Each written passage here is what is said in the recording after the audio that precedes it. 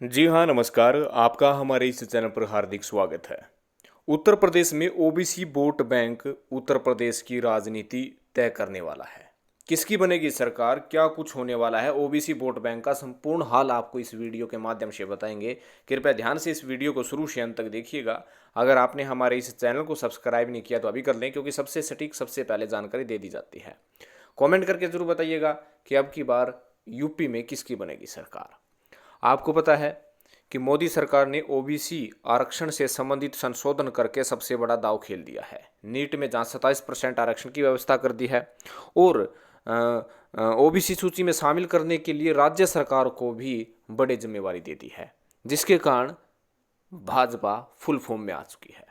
आपको बता दें कि उत्तर प्रदेश चुनाव है और ओबीसी वोट बैंक को अलग कर दे, ये हो ही नहीं सकता। आपको ये बता दें कि 2014 के बाद जिस जिस क्षेत्र में ओबीसी आबादी ज़्यादा थी वहाँ वहाँ भारतीय जनता पार्टी को बम्पर सीटें मिली है, बम्पर जीत हुई है। उत्तर प्रदेश भी उन राज्यों में शामिल है।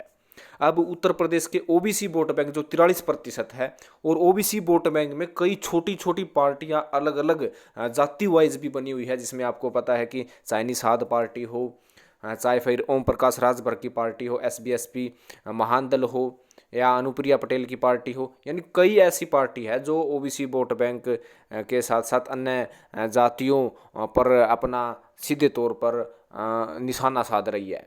और इन जातियों के साथ गठबंधन करने के लिए भारतीय जनता पार्टी भी तैयार है और समाजवादी पार्टी भी तैयार है।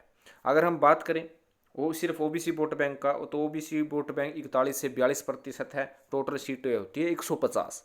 150 सीटें अहम रोल अदा करेगी। पिछड़ा वर्ग में यादव की बात करें तो यादव भी आप देख सकते हैं 8% है और 45% सीटें हैं, जिसमें समाजवादी पार्टी का अच्छा खासा प्रभाव यादव बेल्ट पर रहा है, ये इतिहास कहता है। और पिछड़ा वर्ग में कुर्मी लोधी वोट बैंक आप देख सकते हैं, जाट वोट बैंक देख सकते हैं, जिसमें रालोद और भाजपा का जो है वोट बैंक था। लेकिन जाट किसान अब की बार जिस प्रकार से भाजपा से उन्मुख हुए हैं और किसान आंदोलन का जो रूपरेखा है, कहीं ना कहीं पश्चिमी उत्तर प्रदेश में भाजपा के लिए अच्छे संकेत नहीं है। समाजवादी पार्टी के साथ रालोद का गठबंधन होने से सपा इस मुद्दे पर जो है मजबूत होती हुई नजर आ रही है। आप देख सकते हैं कि 3.03% कुर्मी है और लोधी वोट बैंक है, और इन वोट बैंक पर साधने के लिए केशव चंद्र मौर्य भी अहम भूमिका निभाएंगे। निषाद पार्टी के संजय निषाद अहम भूमिका निभाएंगे। ओम प्रकाश राजभर अहम भूमिका निभाएंगे। महान दल अहम भूमिका निभाएगा। तो आप देख सकते हैं कि ओबीसी वोट बैंक पर सपा भी मजबूत है कहीं कहीं और भाजपा भी मजबूत है।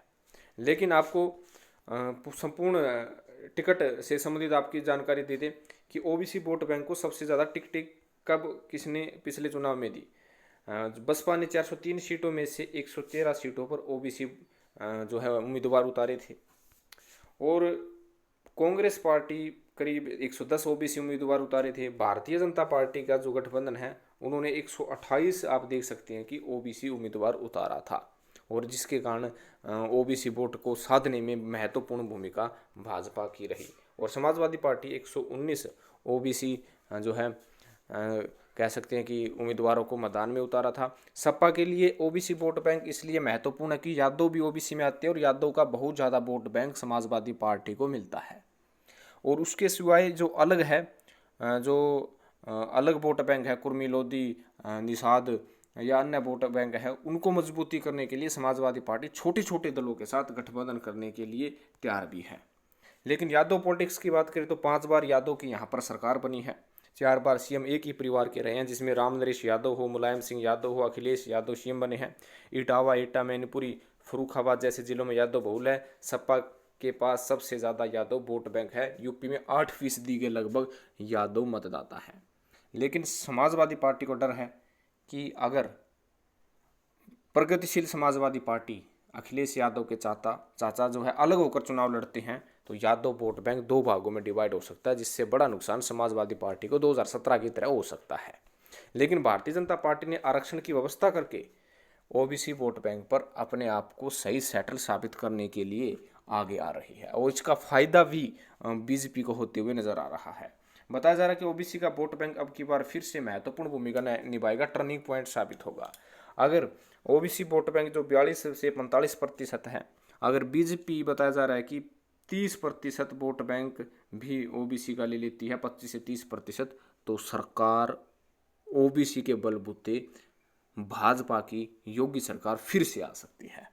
अब किस प्रकार इस ओबीसी वोट बैंक को दूसरी पार्टियां, चाहे बसपा हो, बसपा ने तो ओबीसी वोट बैंक के लिए महासम्मेलन भी कर सकती है, सपा भी करेगी, अन्य पार्टियां भी करने जा रही है, लेकिन समाजवादी पार्टी अहम भूमिका इसलिए निभा रही है क्योंकि छोटे छोटे जो दल है, जो ओबीसी वोट बैंक की जो विभिन्न जातियां हैं, उन जातिगत पार्टियों को अपनी तरफ करके भाजपा को तकड़ा झटका देने के लिए तैयार है। कहीं ना कहीं जो 2017 का मेथड है, उसी मेथड को भारतीय जनता पार्टी आगे बढ़ाने की सोच रही है कि जो ओबीसी का फंडा 2017 में चला था वही फंडा आगे चले और कुछ उनके लिए कह सकते हैं कि कुछ लुभावनी स्कीम भी जारी कर सकते हैं, कुछ घोषणा भी कर सकते हैं, ताकि भाजपा के साथ ओबीसी वोट बैंक सेटल रहे। तो ये था ओबीसी वोट का हाल। कहीं ना कहीं ओबीसी वोट बैंक में भाजपा और सपा आपस में कड़ी टक्कर देती हुई नजर आ रही है। सपा छोटी पार्टी जो ओबीसी वोट बैंक पर जो निशाना साध रही है, जो ओबीसी वोट बैंक का अच्छा खासा प्रभाव है, और अलग अलग जातियों के लिए जो पार्टी बनी है, उन पार्टियों को अपनी तरफ मिला करके भाजपा को कड़ी टक्कर दे रहे हैं। हालांकि बीएसपी पार्टी भी ओबीसी के लिए जल्द ही महासम्मेलन आयोजित करके एक बड़ा संकेत समस्त पार्टियों को देना चाहती है कि केवल बीएसपी पार्टी दलितों की नहीं बल्कि समस्त समाज की है, ब्राह्मणों की भी है, ओबीसी की भी है।